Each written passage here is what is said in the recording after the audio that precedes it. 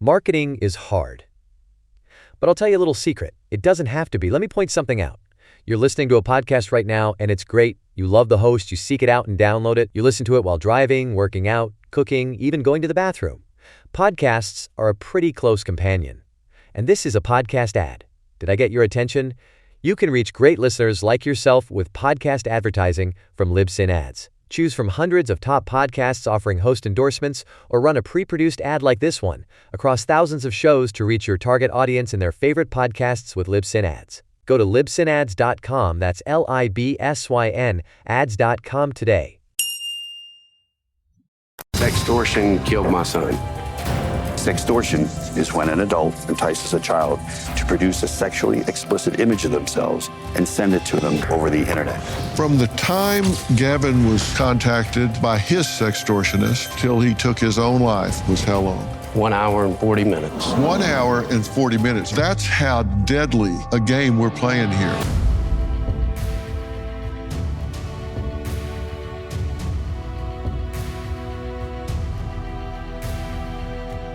America, we have a problem. Our virtual borders are being breached, and our children are under attack.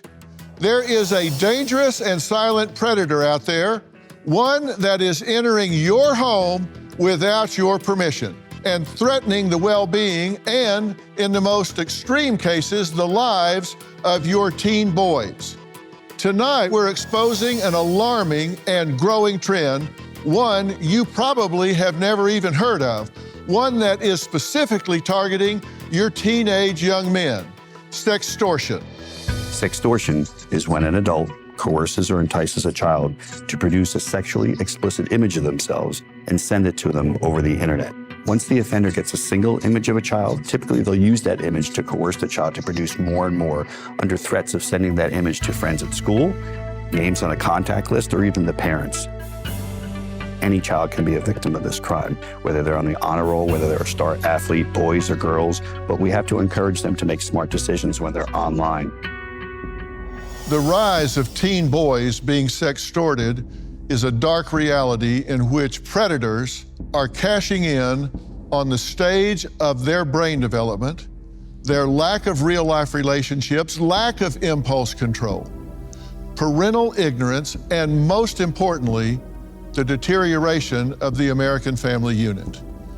That's right, I said it. These evil and relentless predators have figured out a way to take advantage of our society's weaknesses to prey on and, in the most tragic instances, murder our young men. How? Well, let me tell you, these days, nuclear families are more disconnected than ever. It isn't that the parents don't love their children, of course you all do. But families have stopped eating dinner together, stopped having game or movie nights, and family discussions are often just non-existent. And when families do spend time together, it seems everyone is buried in their phones or their iPads or laptops. Sextortionists are determined and remorseless. So parents, put your phones down, gather your family together, hold them close, and listen up.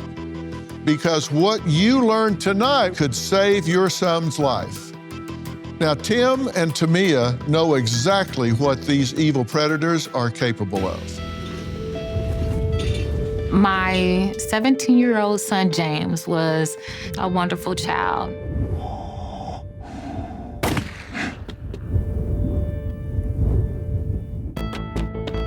He ran track, 110 hurdles and the 300 hurdles. James was on track to be #1 in the state of Ohio for Division II. But he never got a chance to run his senior year. He did the unthinkable, which was take his life. On November 18, 2022, a young lady contacted James on Instagram, asked if he wanted to see her topless, and his answer was yes. Then she said, "Okay, it's your turn." So he sent her a screenshot. Then the threats immediately started. They sent him about 200 messages. They said that they would release his picture to all the social media sites if he didn't send $6,000. Message after message after message. We didn't know there was a problem until he was gone. November 19th, I get to my house. I see a light on in a room where there shouldn't be a light on. When I walked into the room, I see my son on the floor. I screamed, he didn't respond.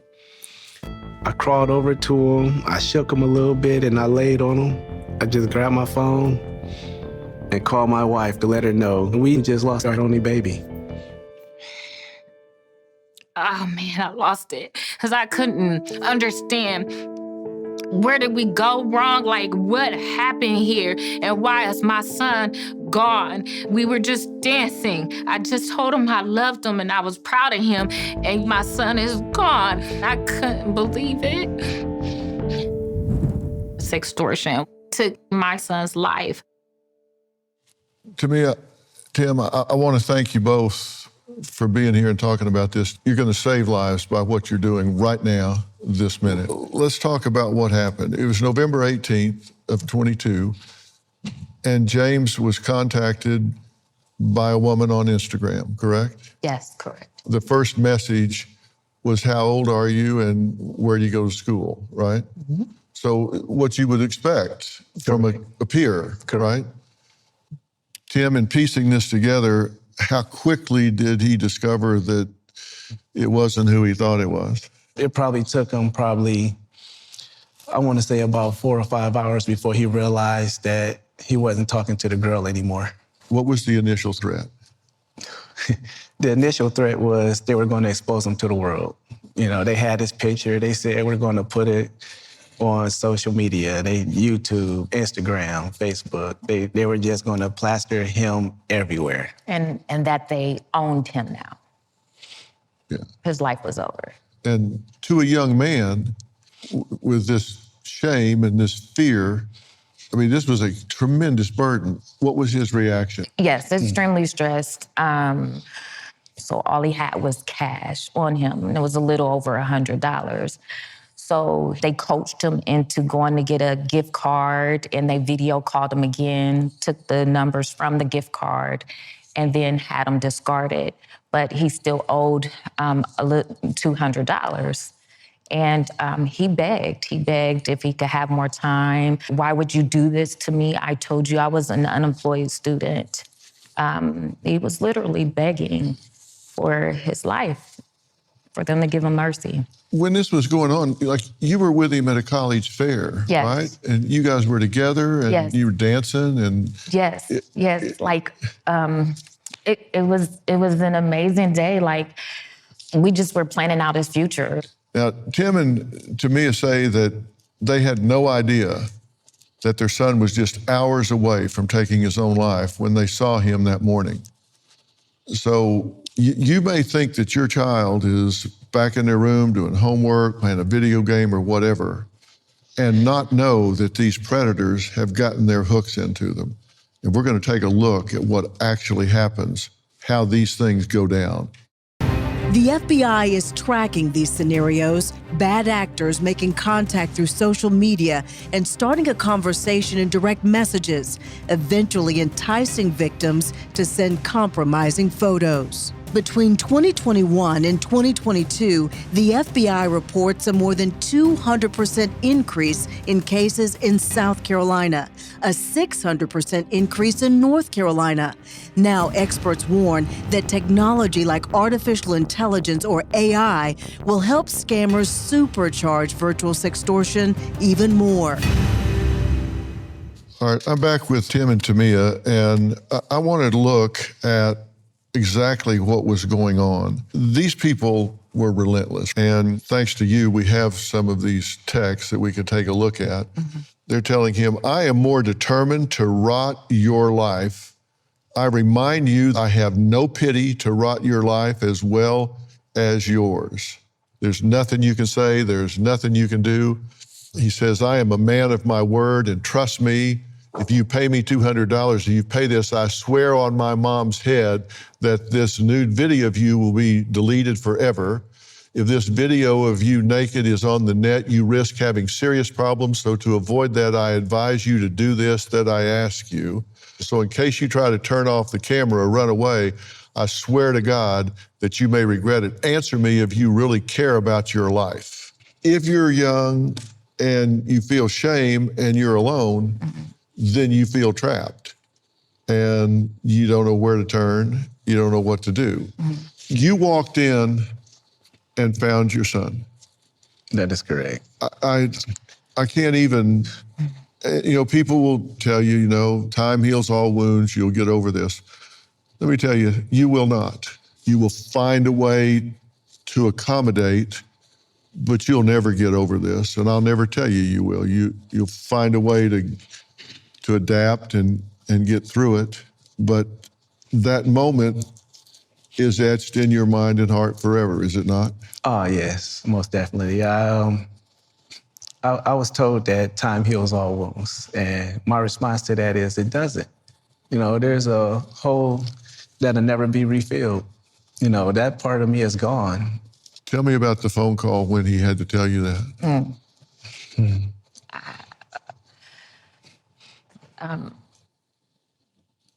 So Tim and I, Tim just got off of work and he had checked in with me like we always do.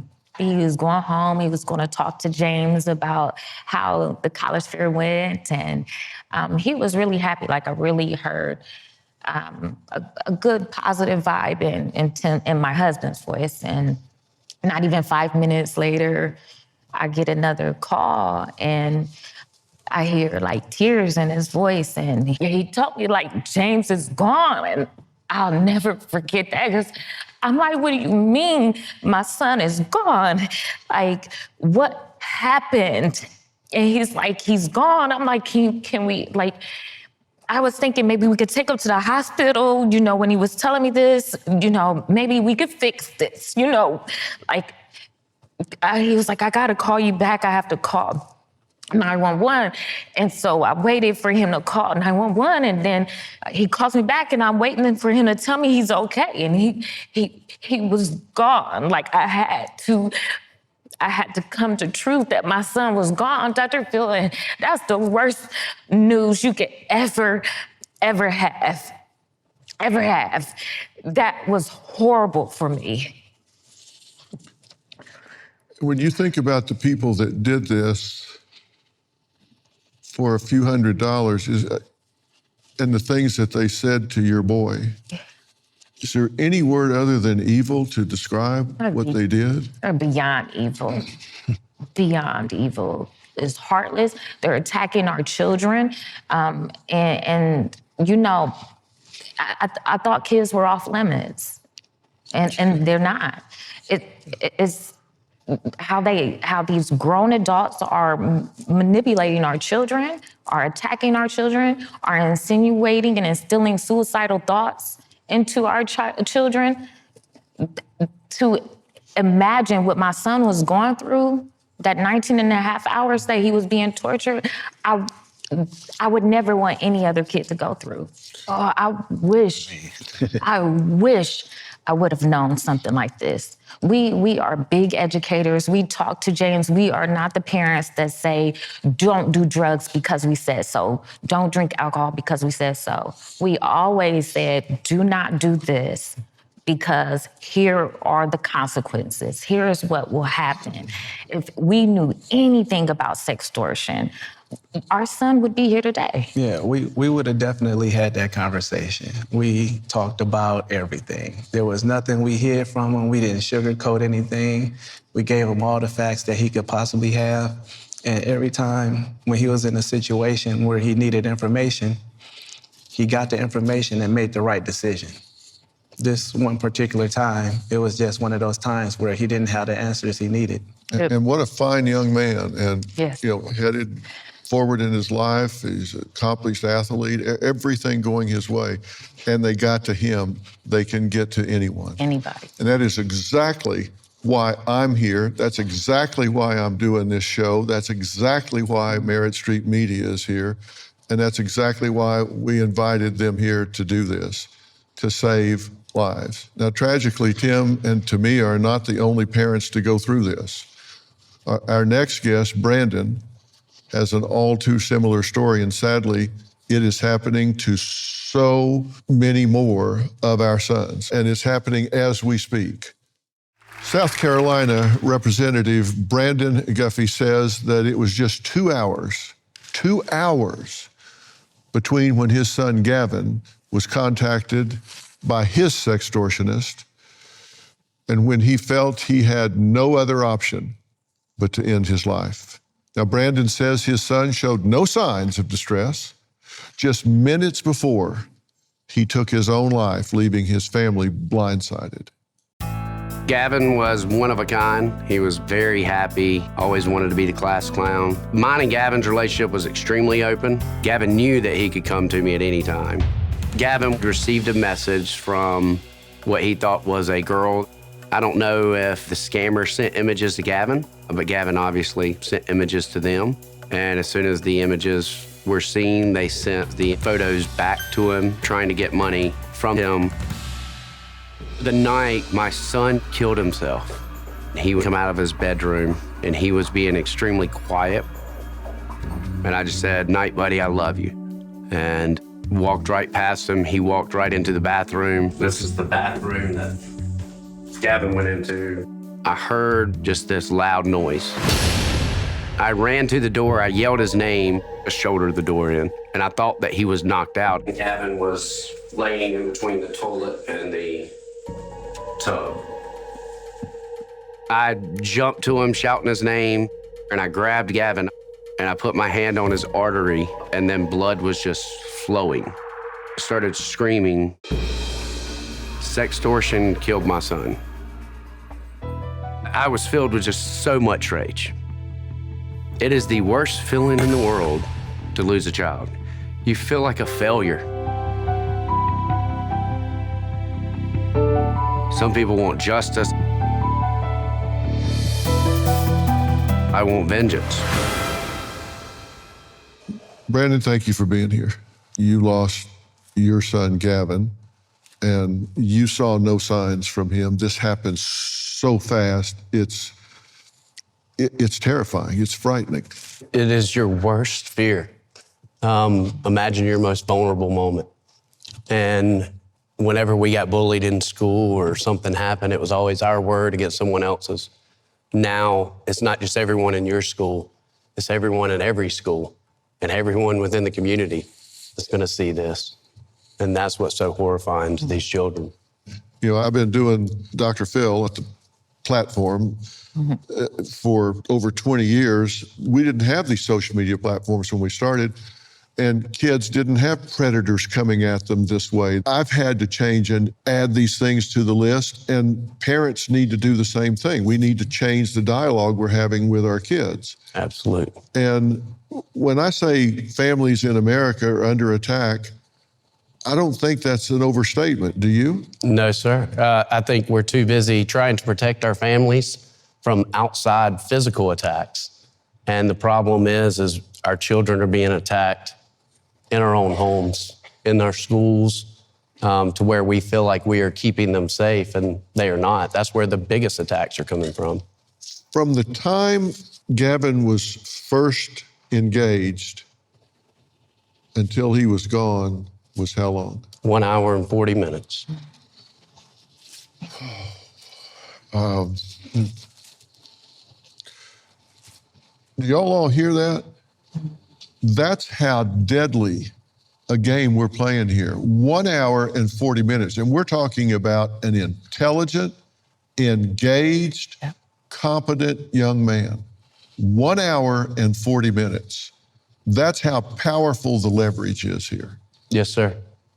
And a kid that was far from perfect, but there was nothing that we couldn't talk about. I knew that he had been sexually active. I knew that he had experimented with drugs. We had all the hard conversations. And yet, right before he took his life, he walked right past me. And it's very hard to lose a child, but it's another to know that your child chose to take their life, because you put that responsibility on yourself. And I started looking back and trying to figure it out, and I got a hint that he had been blackmailed, but I didn't know what for. But even at that time, I'm thinking, what could he have done that was so horrific that would cause him to take his life? And whenever I found out the simplicity of the scheme, just rage, that it could be something so simple. As you say, this was not a young man that wasn't worldly. Correct. This was not a naive, noodle-neck bookworm kid that lived in his basement. This kid was out and about. I've seen this crime. I deal with 1 to 2 phone calls per day with people across the country dealing with this. And I've seen kids as young as 8, and I've seen grown men as old as 70 getting caught up in these schemes. But teenage boys are the primary target right now. We're going to talk to a 15-year-old young man. He's going to tell his story about being sextorted just 9 months ago. And whether you have children or not, you don't want to miss this. We'll be right back. What would you say to the people who did this? I'm coming for you. Not just you, anyone like you. You come after our children. I don't care if it's this state, I don't care if it's this country, I don't care if it's anywhere else in the world. It is my passion. This is an organized crime. Their prime goal is money. There were at least 4 people attacking our son. 3 of them are from the Ivory Coast, and 1 of them is here in America. You could look at the messages, it's like broken English. In America, our dollar is worth a lot. $10 to them is so much. They can live like kings and queens off of making our children victims. Well, I'm here with Rick and his mother, Deanna, and we are interviewing them in shadow to protect their identities. Now, Rick was sextorted for close to a month, just 9 months ago, and says the stress of the situation affected him so much, he faked being sick to skip school for a week. How did this start for you? I got a direct message on Instagram. How long was it before it got sexual? 10 minutes. How long before it went to blackmail? Right then. Instantly. Instantly. The second you responded, bang. Yes. They asked for a bunch of money, and they said if I didn't get it to them, they were going to just send it to a bunch of their friends or my friends. How long was it before you heard anything about this, Mom? It went on for about a month before I knew about it. I heard Brandon tell his story about Gavin. Okay. So I shared Gavin's story with both of my younger children to let them know what evils are out there. Right. And it was the next morning that he came to me and said that what was happening to Gavin was happening to him. What did you think when you heard that? I was thinking maybe it was okay to go to her. I thought about it that night, and then in the morning I decided just to get it out there and tell her. Now, while this was going on, because you're very young, so you don't know how to move money around, get money, do this or that or the other. So they were coaching you how to do this, right? Yes. What were they telling you? They were demanding it, and when I said I couldn't do it, they were counting down, and I had to make up an excuse and then figure out a way to get it to them. It was just get the money or I'm posting it. What did they ask for first? How much? $100. Just $100? Yes. And did they promise if you do that, we're done? Yes. Yes, they did. And did you do that? Yes. And what happened as soon as you paid the 100? They asked for more money, and I figured that they would keep asking. So I kept getting the time extended, held it out for as long as I could. Rick says they actually started a countdown when they were going to leak the photos. They're counting down to the point where, okay, we're going to ruin your life. That's how cold and relentless these people are, and they're doing this to kids. Talk to me about the lowest point during this time. We've seen that there have been a number of suicides in this situation. Was there ever a point where you felt like there's no way out of this? Yes, I was very depressed and I had no energy. I barely talked to my friends and I had always talked to them. But I talked to my one friend about it and he helped me with it.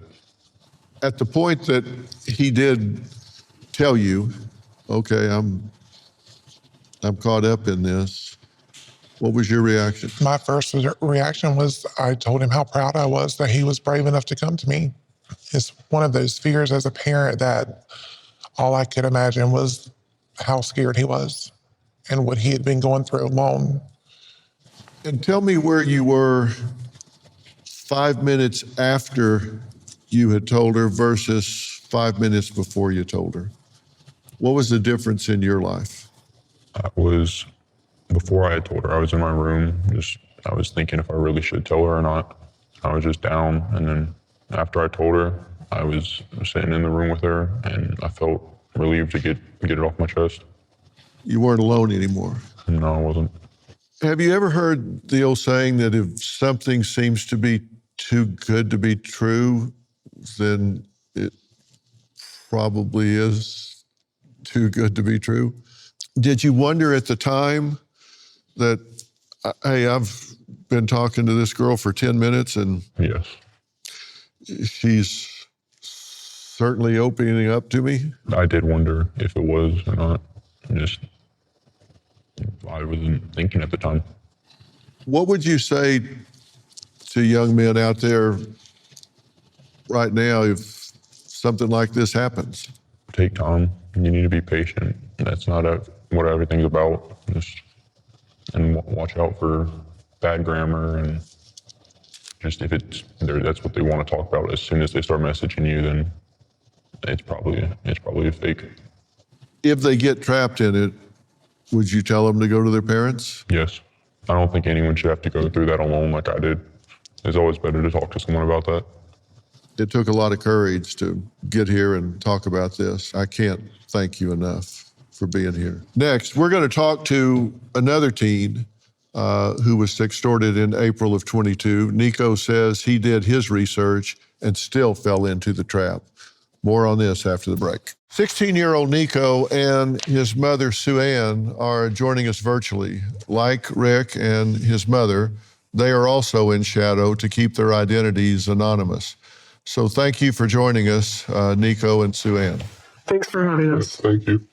Nico, can you tell us how this began and how quickly it flipped from what you thought it was to what it turned out to be? So I was first contacted in April of 2022 on Snapchat, and I believe that it was a girl, supposedly my age, and they messaged me first directly on Snapchat saying, where did I go to school? And it started off pretty innocent, but in 10 minutes, probably it turned sexually just like that. It was very fast for how fast it turned. Right. And once you responded, how quickly did the demands for money and the threats of exposure come? So I ended up blocking the user after I sent an explicit picture of myself to them after they sent one of them first. But they ended up messaging me basically right after with the picture of me demanding, I believe it was $300 at first. But it was probably 20 minutes after I ended up blocking them. Okay. How many demands did you get from them?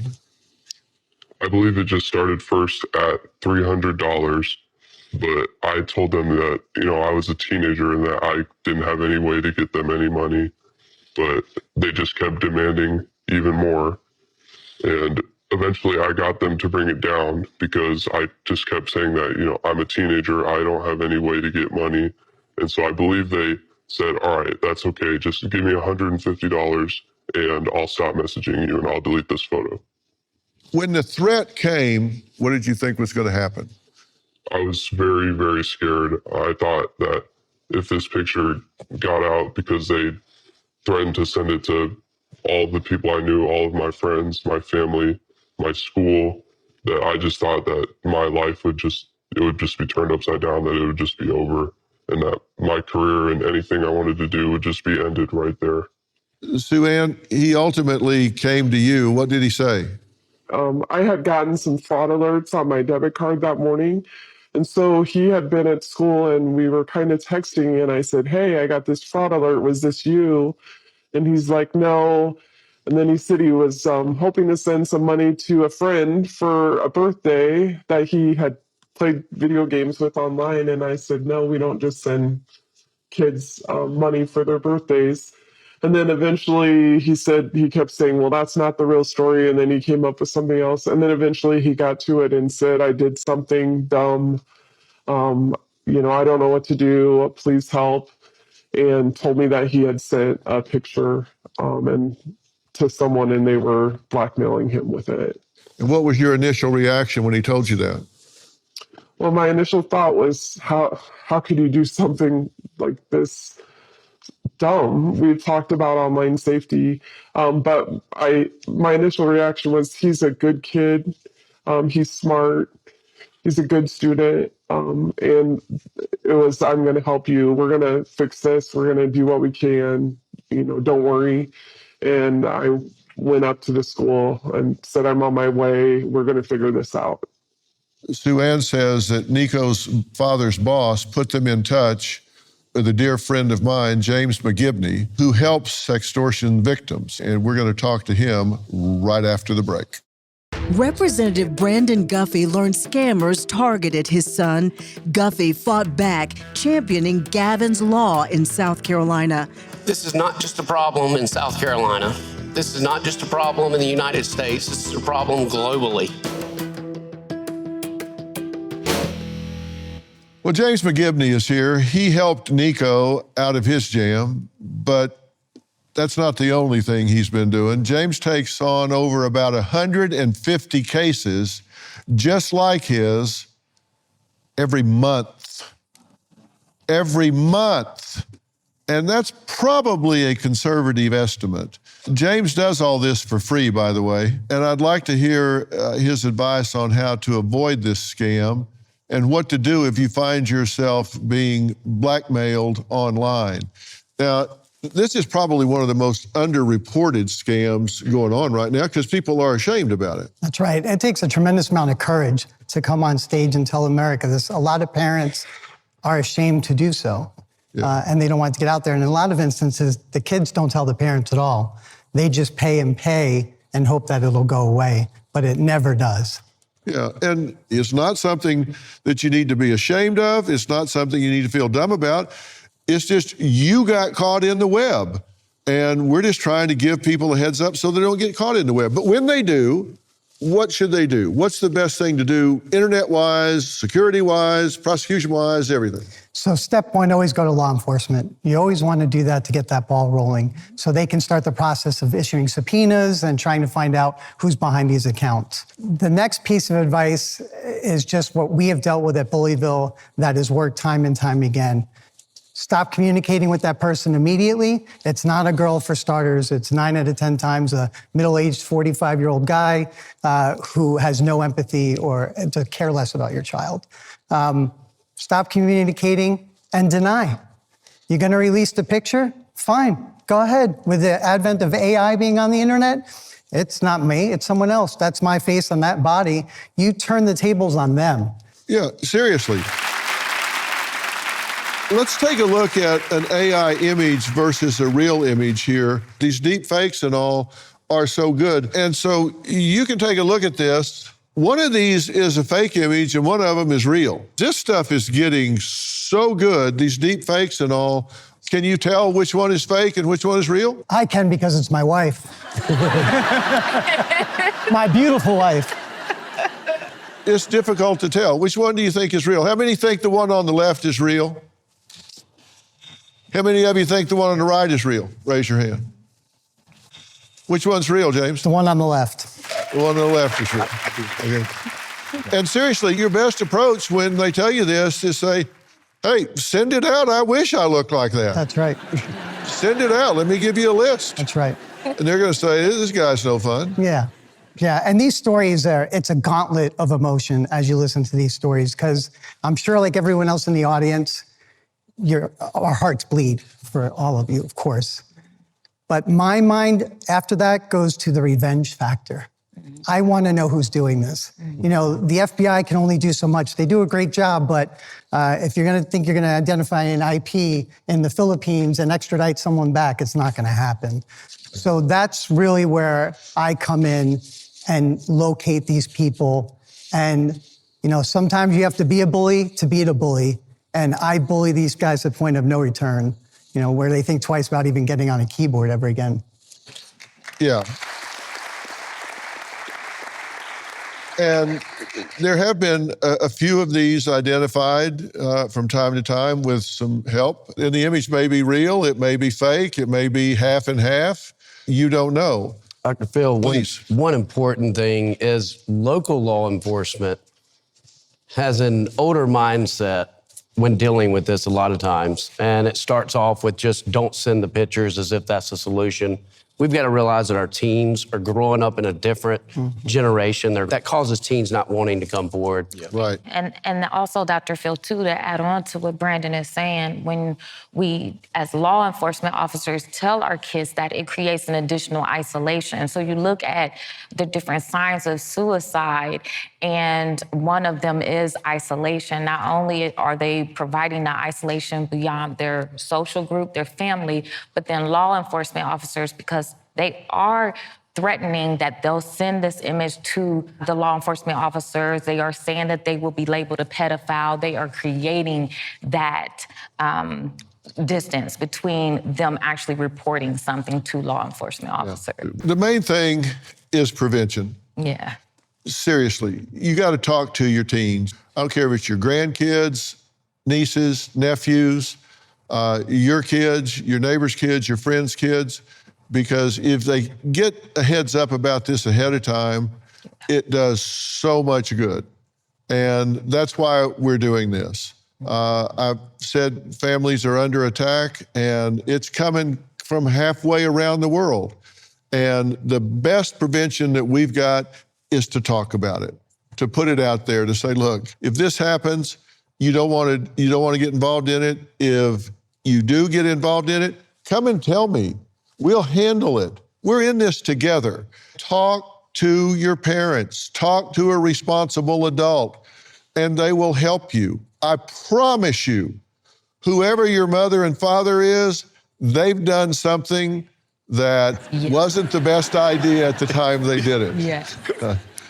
Trust me, we've all done things that we wish we hadn't done that seemed like a good idea at the time. Yep. And I'm so sorry that this happened in your life. I'm so sorry that it's happened in yours.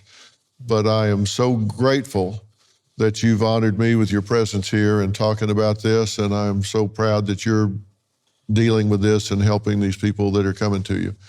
Before we go, I want to take time to honor James Woods and Gavin Guffey, who left the world way, way too soon.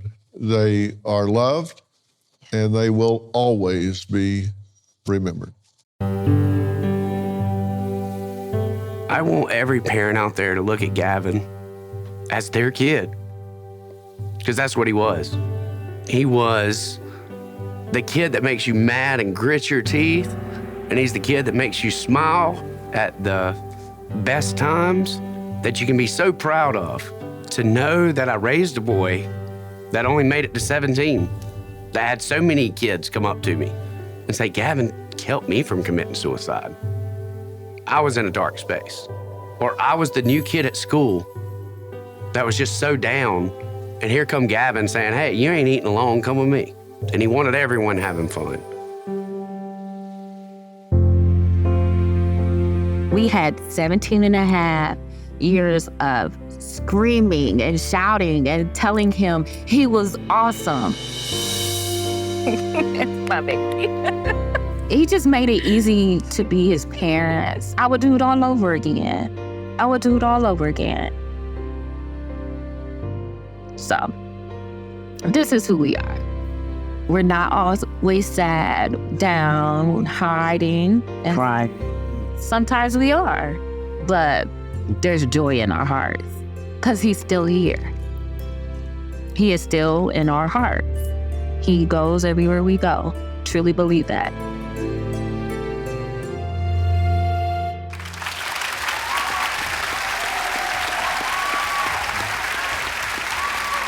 My platform is yours. Anything I can do? My platform is yours. Anything I can do?